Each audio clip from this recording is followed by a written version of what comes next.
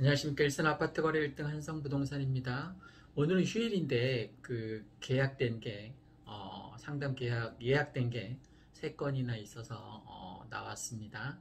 이렇게 브라인드를 내리고 뭐 영업을 하면 서로 묵시적으로 인정을 해주는 그런 업계의 관행이라고 할까요? 뭐 그런 것 같습니다. 자, 오늘은 일산 아파트의 미래, 앞으로 이렇게 될 것이다. 그 1탄에 이어서 2탄을 진행해 보겠습니다.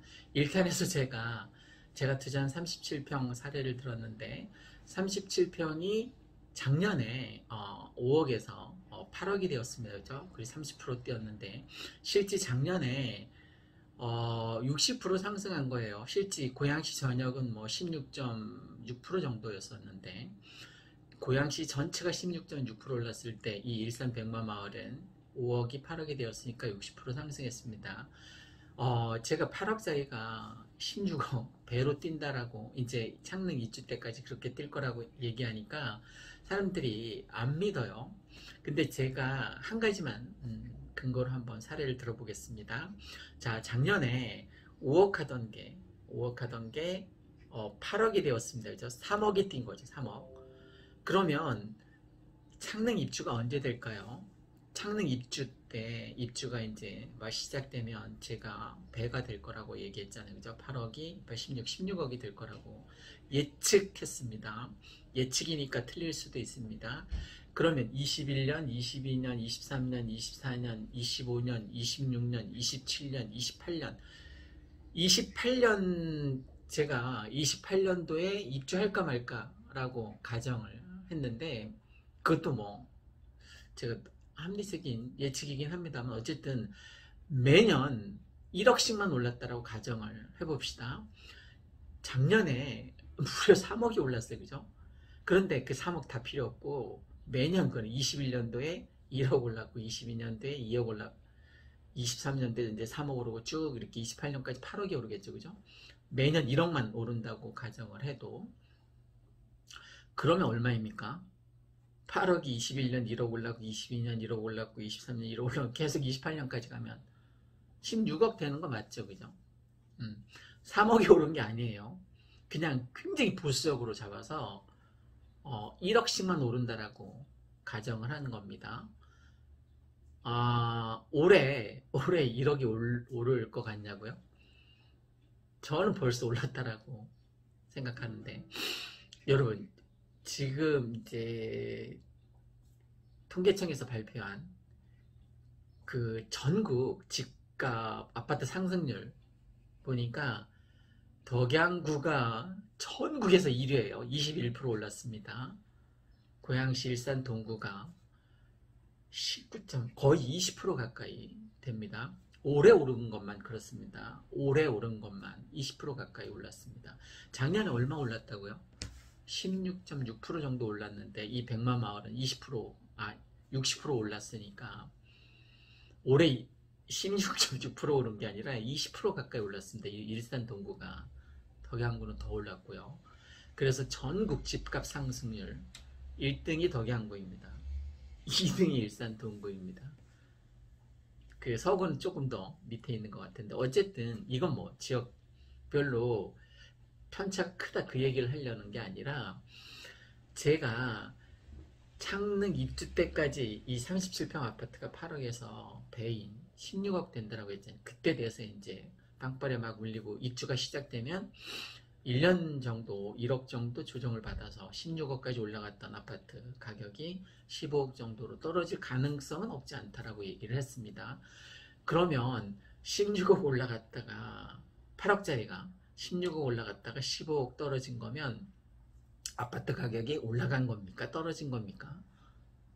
올라간 거죠. 그죠? 엄청 많이 올라간 거죠. 더블이 되었으니까. 지금 무주택자들이 아파트에 투자하지 않는 그 심리가, 아파트가 떨어지면 그때 가서 살 거라는 심리가 이제 주인 거죠. 그러면 이 8억이었던 아파트가 16억 됐다가 16억에서 15억으로 떨어지면 아싸, 이때 사겠다는 건가요? 다시 8억이었던 아파트가 쭉 창릉 입주 때까지 올라가면 16억을 예측하고 있는데, 예측이니까 틀릴 수 있지만 16억 되었던 아파트가 이제 막 창릉 입주하고 빵빠리 울리면 15억 정도로 1년 사이에 이제 떨어질 가능성이 없잖아 있다라고 했는데, 그럼 16억에서 15억으로 떨어지면 그때 아파트를 사겠다는 겁니까?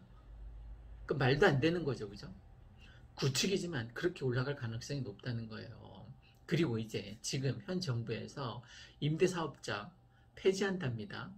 완전 폐지한답니다. 아파트만 폐지하는 게 아니라 빌라, 다가구, 뭐 다주택 아니면 오피스텔까지 싹 다 없애겠다는 거예요. 그럼 저처럼 임대사업자를 냈던 사람들이 전세를 계속 공급했잖아요, 그죠? 저는 제가 살고 있는 아파트 말고 4명이 지금 전세를 살고 있잖아요, 그죠? 이 3단지, 4단지, 5단지에. 그러면 그 전세를 살고 있는 분이 다주택자인 제 덕분에 살고 있는 거죠. 저도 그 사람들 덕분에 아파트가가 올라가서 수익을 보지만, 그분들도 다주택자가 아파트를 전세를 놓으니까 전세를, 아직 아파트를 살 형편이 안 되는 사람들이 전세 대출 받거나 해서 이제 그 전세를 지금 잘 살고 있는데, 3단지, 4단지, 5단지에서. 그럼 임대사업자는 이제 폐지했어요. 그럼 전세가가 올라갈까요? 내려갈까요? 전월세 지금 그냥 톡박으로 딱 때려잡아서 40%는 자가에서 살고 있고 30%가 월세이고 30%가 이제 전세를 살고 있어요. 대충 통박으로 때려잡아서. 그러면 30% 월세이고 30% 전세인데, 임대사업자를 폐지하면, 임대사업자 제도를 폐지하면 월세하고 전세가 막 가파르게 치고 올라갈 가능성이 높겠죠, 그죠? 전세가가 올라가면 당연히 매매가가 상승하게 됩니다. 그래서 창릉 3기 신도시 이제 입주하게 되면 그때까지 이렇게 많이, 1년에 1억씩만 올라도 37평이 16억 된다니까요. 물론 제 예측이 틀릴 수도 있습니다. 그런데 작년처럼 3억이 상승한다는 게 아니라 그냥 정말 극도의 보수적인 시각으로 1억씩만, 매년 1억씩만 올라도 16억 되는 게 맞죠, 그죠? 매년 1억씩만 올라도. 이거는 그냥 지금 풀린 유동성 이런 거 다 떠나서 그냥 수요 공급 곡선만 놓고 보는 거예요. 수요가 있느냐, 공급이 있느냐. 공급은 언제? 3기 신도시 창릉 입주 때 이제 공급이 막 되기 시작하니까 그때 돼서는 꺾인다니까요. 제가 많이 잡아서 1억 꺾인다라고 예측을 했는데 16억 갔던 아파트가 이제 15억 정도로 꺾일 가능성이 있다는 거예요. 그럼 지금 무주택자라면, 전월세 살고 있다면 지금 사는 게 맞죠, 그죠? 16억 됐다가 꺾여서 15억 됐을 때 15억 주고 사느니 지금 그냥 8억 후반대 주고 사는 게 맞다라는 거예요. 8억대에 어쨌든 37평 아파트를 구할 수 있으니까. 뭐 대출을 받아서라도 사는 게 좋겠죠. 앞으로는 뭐 1가구 생애 최초 주택이라던가 1가구 1주택이면 많이 뭐 대출을 완화해 준다라고 하니까 이번 기회를 들어서 아파트를 구매하시는 게 절호의 찬스라고 저는 생각됩니다. 일산 아파트 거래 1등 한성부동산이었습니다. 고맙습니다.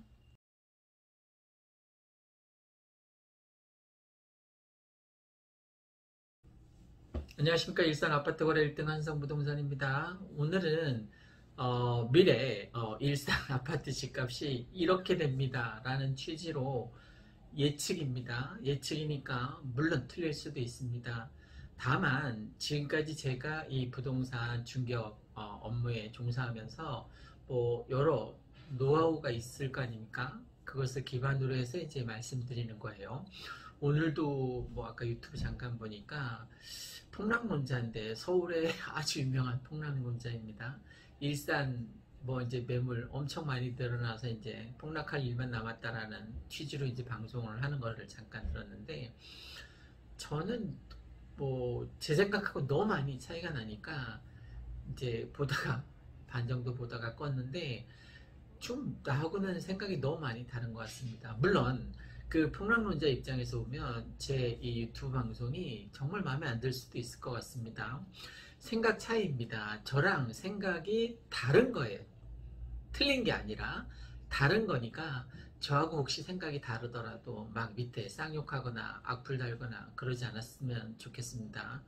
하긴 뭐 요즘은 선한 영향력을 저는 철저하게 믿고 있기 때문에 내가 얼마나 긍정적인 가치를 추구하고 내가 얼마나 선한 영향력을 베푸느냐, 기부하고 나누고, 그 다음에 내가 얼마나 좋은 인성을 갖고 있느냐에 따라서 내 삶이 정말 달라진다는 것을 거의 확신에 가까울 정도로 제가 맹신하기 때문에 저한테 뭐 악플 다는 사람들은 요즘 뭐 신경도 쓰지 않습니다.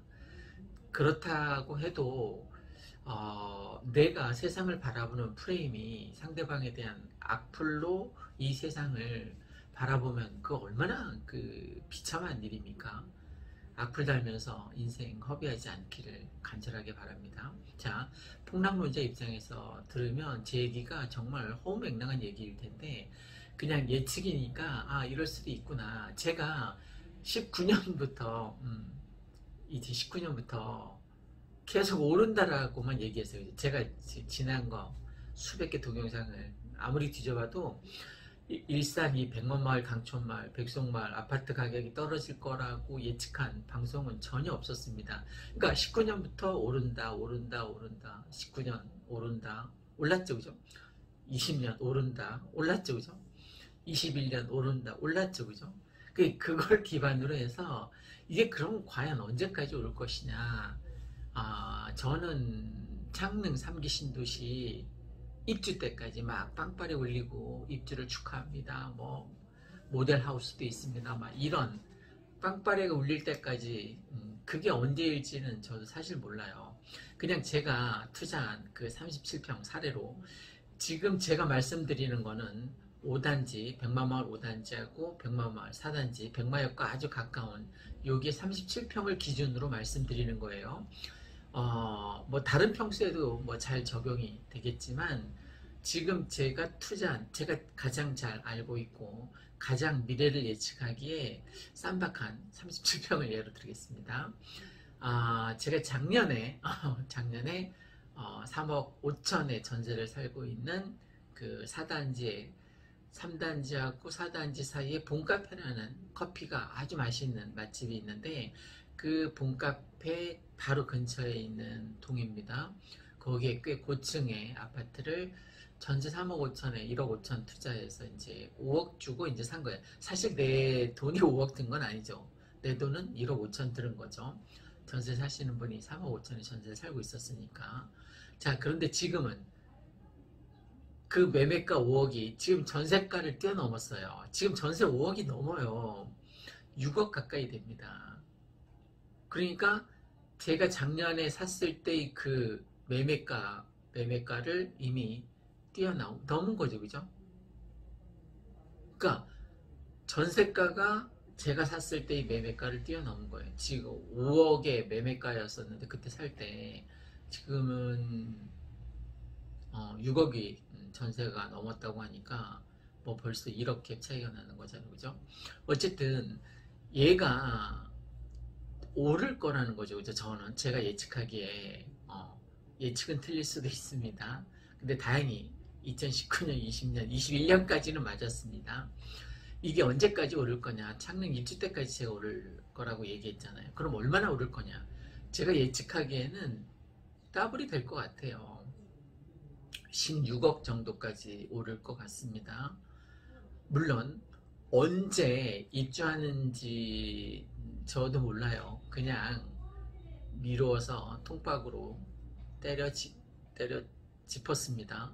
16억까지 오르다가 만약에 정말 빵빠레가 울리고 창릉 3기 신도시 입주가 막 시작되면 한 1년 동안은 조정기간이 있지 않을까 싶어요. 그래서 아마 많이 떨어지게 되면 16억까지 올라갔던 그 아파트 37평이 이 백마마을 3단지, 4단지, 5단지, 특히 4단지, 5단지 37평 기준으로 보면 16억까지 올라갔다가 1년 동안 이제 조정 기간, 막 입주가 1년 동안 계속 쭉쭉 늘어지면서 입주가 될 테니까 그럼 1년 동안 조정이 아무래도 되겠죠, 그죠? 그래서 6개월에 한 5천 떨어지고 1년에 2억 가까이 떨어져서 37평 아파트가 15억 정도 선에서 왔다 갔다 할 것 같습니다. 자, 그러면 15억 선에서 제자리 걸음을 갈 거냐? 횡보를 할 거냐? 아닙니다. 그때 되면 어떤 이슈가 있냐면 그 전에 뭐 시티 라이브 시티 아레나 아니면 제3 킨텍스 뭐 일산 테크노밸리 또 방송 영상밸리 그 일자리 수가 어마어마하더라고요. 5만하고 3만 뭐 말이 5만하고 3만 8만이 넘는데 사실은 8만 명이 아니죠. 그죠? 어떻게 보면 확대 해석하면 8만 가구가 될지도 모르잖아요. 그죠? 그럼 8만 가구의 일자리가 생겨난다는 것은 어마어마한 거죠. 킨텍스까지 합하면 더 될 것 같은데 어쨌든 일자리 자족도시가 점점 갖춰질 거고 이제 특별시가 됐으니까 일산도 이제 의정부 뭐 고양지원청이 아니라 고양지청이 이제 독자적으로 이제 법원 설립이 될 테고 모든 게 이제 앞서갈 거라고 저는 생각을 합니다. 그때 되면 이제 리모델링 이슈가 막 일어나게 될 텐데 뭐 특정 지역 같은 경우에는 이제 재건축도 가능할 것 같습니다. 특히 임대주택 같은 경우는 재건축으로 추진이 가능할 것 같고 나머지는 이제 리모델링 쪽으로 가게 될 텐데 이 일산이 일기 신도시예요. 그래서 리모델링이 진행이 되면 어떤 문제가 생기냐면 전세 대란이 일어나게 됩니다. 이쪽 3단지를 만약에 리모델링 한다고 합시다. 그러면 이 인원이 어딘가 이사를 가야 되고 5단지를 리모델링 한다고 합시다. 그러면 5단지에 사는 이 주민들이 어딘가에 가서 살아야 될 거 아니에요. 그죠? 1200가구가 한꺼번에 어디론가 가야 될 거란 말입니다. 그러면 순차적으로 일이 진행이 된다라고 해도 전셋값이 아주 폭등하게 될 거고 그 전셋값이 매매 가격을 반드시 밀어 올리게 되어 있습니다. 그러면 그때부터 또 차근차근 막 올라가겠죠. 그죠? 15개서부터 시작해서 지금 기준은 뭐냐면 창릉 3기 신도시 입주 그게 뭐 28년이 될지 국가에서는 뭐 25년이라고 큰 소리 빵빵 치는데 그건 뭐 불가능할 것 같고 28년 정도 이제 예측을 했었거든요. 28년 정도는 뭐 빵빠레 울리고 그래도 입주하지 않겠냐라고 생각을 했었는데 아닐 것 같아요. 지금 생각해보면 그때도 좀 힘들 것 같습니다. 그래서 2028년 이후에 만약에 미뤄지게 된다면 지금 뭐 LH 사태로 인해서 조기에 이게 수습이 될 것 같지 않습니다. 그리고 창릉 같은 경우에는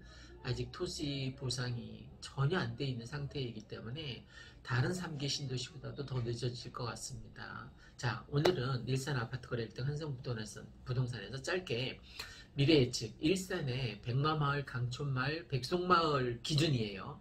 다른 지역은 내가 잘 모르니까 사실 저희 거래 95%가 거의 백송마을, 강촌마을, 특히 백마마을 중심으로 모든 거래가 이루어지고 있으니까 제가 잘 아는 것만 말씀드리는 거예요. 제가 서울 지역 사실 잘 모릅니다. 덕양구 잘 모릅니다. 그러니까 저는 이렇게 속 좁게 요 지역만 제가 잘 아는 지역만 말씀드리는 거예요. 그리고 오늘 과감하게 일산 백마마을, 강촌마을, 백송마을이 앞으로 아파트 가격이 이렇게 많이 오를 것이라는 미래 예측 방송을 하고 있는 겁니다. 예측이니까 누차 말씀드리지만 틀릴 수도 있습니다. 당연히 틀릴 수도 있죠. 그죠? 근데 제가 예측한 19년, 20년, 21년도 일산 아파트 가격이 급상승할 것이다라는 예측은 지금까지는 맞았어요. 그죠? 현재까지는. 자, 21년까지 맞았는데 그게 28년까지 갈지 안 갈지 그건 뭐 신의 영역이니까 저도 그냥 예측만 할 뿐입니다. 그래서 제 영역이 아니라 신의 영역이니까. 다만 지금까지 제 경험상 아파트 가격 추세의 흐름상 그렇게 오르지 않을까 싶다라는 거예요. 작년에 고양시 전역이 16.6% 올랐을 때 이 백마마을은 60% 상승했거든. 아까 그 사례로 들은 5억이 8억이 됐으니까 60% 상승한 것이지, 그죠? 근데 올해 벌써 17.73%인가? 하여간 17%가 넘었어요. 작년보다 더 뛰어넘은 거예요. 그죠? 그러니까 대단한 거죠. 벌써 이 수개월 사이에 작년 그 12개월의 상승폭을 뛰어넘었다는 건 이러한 추세가 계속되면 제 예측대로 뭐 18억까지 가지 않을까 싶습니다. 서울에는 뭐 몇십억짜리가 수두룩 뻑뻑하잖아요. 그죠? 그러니까 이 고양시에서도 이제 10억짜리 아파트가 많이 생길 거고, 더군다나 37평, 뭐 48평 같은 경우는 뭐 10억 중반대 이상 될 거라고 저는 예측하고 있습니다. 말 그대로 예측이니까 틀릴 수도 있습니다. 그냥 여러분이 투자하시는데 참고하셨으면 합니다. 그리고 요즘 부동산 투자의 흐름이 지지난주하고 지난주하고 저희는 이틀에 한 번씩 계속 거래를 했는데, 작은 평수, 그러니까 22평, 27평 위주로 막 거래가 진행이 됐었습니다. 그리고 32평도 간혹 있었고요. 백송마을에 33평 같은 경우도 거래가 있었는데, 자, 이제 5월 이제 급매물이 다 거의 소진되는 상황에 있습니다. 그럼 이제 6월에 들어서서 아파트 가격이 떨어질 거냐? 아니라는 겁니다. 아파트 가격이 대폭 올라갑니다. 왜?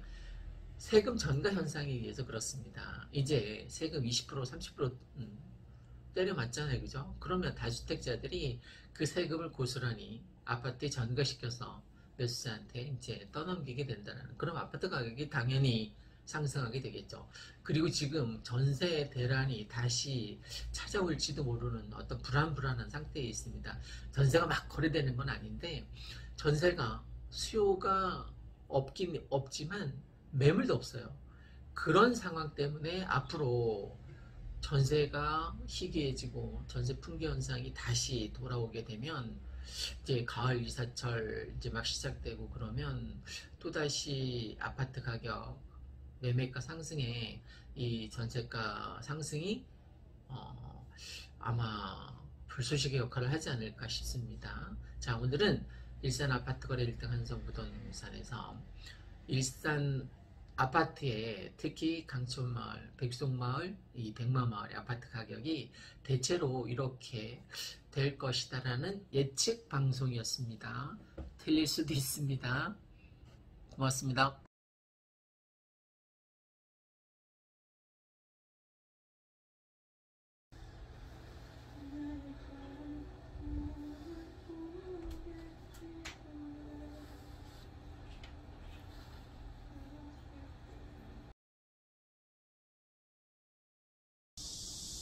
안녕하십니까. 일산 아파트 거래 1등 한성부동산입니다. 이번에는 일산 아파트 가격, 특히 백송마을, 백마마을, 강촌마을 같은 경우에 앞으로 이렇게 될 것이다 시리즈로 지금 계속 말씀드리고 있는데, 그 6번째 시간으로 말씀드리겠습니다. 제가 최근에 들은 명언 중에, 아무 짓도 하지 않으면 아무 일도 일어나지 않는다. 뭐 아무 일도 하지 않으면 아무 짓도 하지 않으면 아무 일도 일어나지 않는다는데, 핵심은 이거하고 똑같아요. 우리가 젊었을 때 연애할 때 여자한테 아무 짓도 안 하면 아무 일도 안 일어나잖아요. 그죠? 그거하고 똑같습니다. 이 일산 백마마을, 강촌마을, 그 다음에 이 백송마을 같은 경우에는 앞으로 아파트 가격이 굉장히 많이 오를 것 같습니다. 왜냐하면 뭐 공급이 없기 때문이죠. 1차적으로는. 이제 그 이유를 제가 차근차근 몇 가지 말씀드리겠습니다. 다시 이제 처음에 얘기했던 아무 짓도 하지 않으면 아무 일도 일어나지 않는다. 그 얘기는 여자에게 아무 짓도 안 하면 아무 일도 일어나지 않는 거하고 똑같습니다. 내가 저 여자가 마음에 들면 뭐 어떤 짓을 해야 될 거 아니에요. 프로포즈를 하던 아니면 뭐 이벤트를 연출을 하던. 근데 부동산도 똑같다는 거예요. 부자가 되기 위해서는 지금 아무 짓을 해야지 아무 일이 일어나는 거죠. 나중에. 그죠? 내가 아무 짓도 안 했는데 어떤 일이 일어날 기대를 한다는 건 그 잘못된 거잖아요. 그죠? 내가 앞으로 이렇게 될 것이다. 충분히 어떤 예측이 잘 풀리지 않더라도 지금 무언가 해놔야지만 나중에 자산 가치가 늘어날 가능성이 있다는 거예요. 그거는 제가 딱 잘라서 계속 37평을 예를 들었는데, 일산 백마마을 3단지, 4단지, 5단지 뭐 마찬가지이지만 뭐 1, 2단지도 마찬가지예요. 37평 기준 같은 경우에는 뭐 지금 더블이 될 거라고 제가 예측했는데, 8억대에서 16억까지 갈 거라. 언제까지? 창릉 입주 때까지. 그 예측이니까 틀릴 수도 있습니다. 그냥 참고로 하라는 겁니다. 자, 아무 짓도 하지 않으면 아무 일도 일어나지 않으니까 제발 아무 짓을 해서 여러분의 자산 가치가 좀 늘어났으면 하는 바람에서 얘기를 하는 겁니다. 제가 최근에 이제 2년 동안에 느낀 거예요. 그 전엔 저도 잘 몰랐습니다. 가난하게 살았으니까. 지금 부자라는 게 아니라 그때보다는 어느 정도 경제적인 자립이 됐다는 거예요. 그러니까 부자라는 개념을 이제 제가 최근에 깨달은 건데, 부자는 부채가 있습니다. 일단 부채가 있어요. 그 다음에 부동산에 투자를 했더라고요. 잘 보니까. 자, 앞으로 이 코로나 시국으로 인해서 K자 반등을 한다고 했잖아요. K자. 그러면 K자 반등에서 위로 치고 올라가는 건 뭐냐? 아파트에 투자한 사람들이에요. 자산 가치가 자산 인플레이션 현상에 의해서 올라갈 거고, 그 자산에 투자하지 못하고 전세 살거나 월세 사는 사람들은 아래로 내려가는 거죠. 그죠? 그래서 빈익빈, 부익부, 그 빈부격차가 굉장히 심해질 거예요. 우리나라뿐만이 아니라 전 세계적인 어떤 뭐 현상이라고 볼 수 있는데, 자, 제가 코로나 그 백신 접종할 나이가 돼서 백신 접종을 했는데, 만약에 내 두려워서 백신 접종했을 때 나타난 어떤 부작용 같은 게 두려워서 백신을 맞지 않으면 코로나에 걸릴 확률이 굉장히 높아지는 거죠. 훨씬 더 높아지는 거죠. 그죠? 그러니까 저는 백신 접종하기를 잘했다라고 생각하는 거예요. 잘한 거죠. 그죠? 그러니까 백신 접종으로 인해서 내가 코로나19에 걸릴 확률이 현저하게 줄어들고, 그리고 또 상체가 면역이 생겨서 이제 어느 정도 방어를 할 수 있으니까 좀 약간 뻐근하긴 했어요. 그래서 뭐 타이레놀 2알인가 먹었는데, 맞고 나서 한 번 먹고 그 다음날 일어나서 한 번 더 먹었는데, 그 팔에 뻐근함, 그건 뭐 감내할 수 있는 거잖아요. 그죠? 그런데 코로나19에 제가 걸려보진 않았지만 끔찍할 거란 말이에요. 중환자실에 누워있는 환자를 한번 생각해 보십시오. 그러니까 백신 접종은 반드시 해야 된다라고 생각을 합니다. 부자가 되기 위해서 아무 짓도 하지 않고 기다리는 것보다는 어떤 짓을 해서 무슨 일이 일어나기를 기원하는 게 훨씬 더 합리적인 거하고 똑같은 거예요. 내가 백신을 접종하지 않으면 코로나19에 걸릴 수도 있잖아요. 그러니까 그 위험 부담에서 벗어나기 위해서는 반드시 백신 접종해야 되는 것처럼, 내가 어느 정도 자산 가치를 가지고 어느 정도 안정된 노후 생활을 하고 싶다라고 하면 지금 아파트 자산에 투자해서 내 노후 대비를 해놓는 게 맞는 거죠. 백신을 접종해서 코로나19를 예방하는 것과 똑같은 이치라고 저는 생각됩니다. 아까 그 여자친구한테 아무 짓을 해서 나중에 무슨 일이 일어나기를 기대하는 것과 똑같은 원리라고 볼 수 있어요. 그죠? 그러니까 얼마 전에 그 뭐 재난지원금, 뭐 5차 재난지원금 뭐 못 받을 수도 있더라고요. 저 같은 경우에는 2년 전만 해도 당연히 받았죠. 그런데 아파트 막 투자를 하다 보니까 이 백마마을 3, 4, 5단지에 주로 이제 막 집중적으로 투자를 하다 보니까 그것도 부채를, 그래서 아까 이제 부자의 기준이 뭐라고요? 공통점이 부채가 있다는 거예요. 그죠? 그리고 부동산에 투자했다는 거죠. 부채가 있다는 거, 부동산에 투자했다는 거. 여러분, 부채 있습니까? 부동산에 투자했습니까? 그러면 부자가 되기 아직 이른 거예요. 부자가 되고 싶으면 빚을 내야 되고, 그 빚으로 레버리지 효과를 이용해서, 레버리지. 예전에 제가 어디 동영상에서 본 건데, 차에 뭐 작은 접촉사고에 차에 깔려 있는데 그 차를 들어야만 사람을 구할 수 있을 거 아닙니까? 그래서 어떤 사람이 옆에 긴 뭐 쇠막대기가 있어서 그거를 레버리지, 지렛대 효과를 이용해서 차를 들었던 그 동영상을 본 적이 있는데, 이게 아파트 투자하고도 똑같다라는 거예요. 내가 월급을 타서는 아파트를 장만하기가 너무 힘드니까 레버리지 효과를 이용하는 게 저는 좋다라고 생각합니다. 부자의 공통점에 대해서 얘기를 했고, 오늘은 여러 가지 이제 이유를 말씀드릴 텐데, 사전 청약을 이제 하게 될 텐데 1,600명을 제외하고는 이제 많은 수가 떨어지게 되겠죠. 그죠? 그럼 열받아서 이제 다시 이제 아파트를 구입하려는, 지금 경기도권이 이렇게 불장인 이유가 서울에서 밀려나는 수요라고도 볼 수 있습니다. 그리고 토지 보상금이 뭐 26조 가까이나 풀린다고 하니까 그게 아파트에 영향을 미칠 것 같고, 지금 대선이 한창 뭐 그 후보자들끼리 쌩 난리잖아요. 그죠? 그래서 여러 가지 아파트와 관련된, 부동산과 관련된, 청약과 관련된 여러 가지 이슈를 공약으로 내걸 가능성이 있습니다. 그래서 아무래도 이 일산 백마마을, 강촌마을, 백촌마을 같은 경우는 아파트 가격이 오를 것 같으니까 투자를 해서 여러분이 부자가 됐으면 좋겠습니다. 고맙습니다.